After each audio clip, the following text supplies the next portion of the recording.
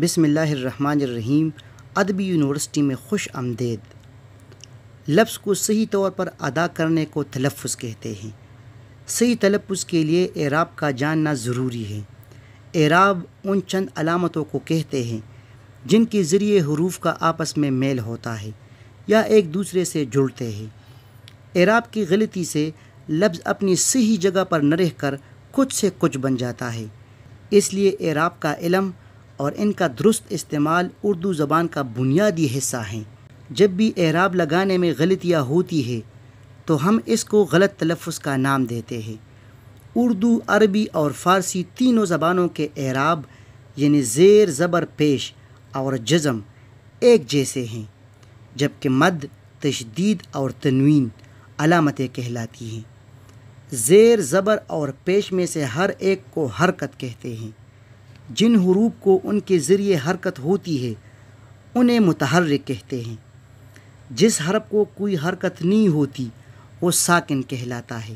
ذیل میں اعراب اور علامتوں کو الف کے ساتھ دکھایا گیا ہے اور ان کی تعریف بھی بیان کی گئی ہے۔ نمبر 1، زیر۔ زیر کے معنی ہے نیچے۔ چونکہ یہ ترچی لکیر کسی بھی لفظ میں حرف کے نیچے لگتی ہے اس لیے اس کو زیر کہتے ہیں۔ عربی میں اس کو کسرہ کہتے ہیں اور جس حرف کے نیچے زیر ہوتی ہے اس کو مکسور یا مکسورہ کہتے ہیں، جیسے دل، گن، مسکین وغیرہ۔ نمبر 2، زبر۔ زبر کے معنی اوپر۔ یہ ایک ترچی لکیر ہے جو لفظ میں حرف کے اوپر ہوتی ہے، اس لیے اس کو زبر کہتے ہیں۔ عربی میں زبر کو فتحہ کہتے ہیں اور جس حرف پر زبر ہوتا ہے اس کو مفتوح کہتے ہیں، جیسے اسلم، سلطنت، مرکز وغیرہ۔ نمبر 3، پیش۔ جس حرف پر یہ نشانی ہوتی ہے اس کو ادا کرتے وقت زبان آگے ہوتی ہوئی معلوم ہوتی ہے، اس لیے اس کو پیش کہتے ہیں۔ مثلاً چپ، بلبل، گل وغیرہ۔ نمبر 4، جزم۔ جزم کا دوسرا نام سکون ہے۔ جس حرف پر جزم ہے اس میں حرکت نہیں ہوتی بلکہ اس سے پہلے والا حرف اپنے اعراب کے مطابق اس کے ساتھ جڑ جاتا ہے، جیسے مزدور، برباد، فرصت، مقصد، عامل وغیرہ۔ ان الفاظ میں زے، رے، تے، قاف، دال، لام پر جزم ہے۔ نمبر 5، مد۔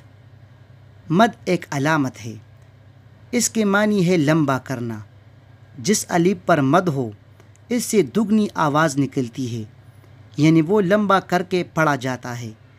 مثلاً آ، اسی لیے اس کو الف ممدودہ کہتے ہیں، جیسے عام، آثار، اعلیٰ وغیرہ۔ نمبر 6، تشدید۔ جب کسی لفظ میں کوئی حرف دوبارہ پڑھا جاتا ہے تو اس پر تشدید لگتی ہے، اور جس حرف پر تشدید لگتی ہے اس کو مشدد کہتے ہیں۔ حرف مشدد پہلی بار ساکن اور دوسری بار متحرک پڑھا جاتا ہے، مثلاً ذرہ، ملت، کفار وغیرہ۔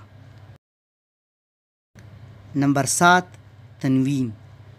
کسی لفظ کا آخری حرف نون نہ ہونے کے باوجود نون کی آواز دے تو اس پر تنوین کی علامت لگاتے ہیں، جیسے مجبوراً، اتفاقاً، مثلاً وغیرہ۔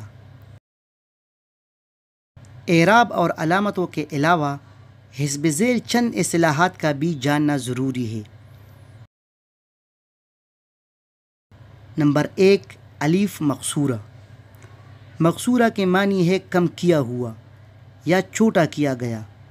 جس حرف کے اوپر چھوٹا سا الف کا نشان لگا دیا جاتا ہے اور وہ الف کی آواز دیتا ہے، اس الف کو الف مقصورہ کہتے ہیں، جیسے اعلیٰ، فتویٰ، مصطفیٰ وغیرہ۔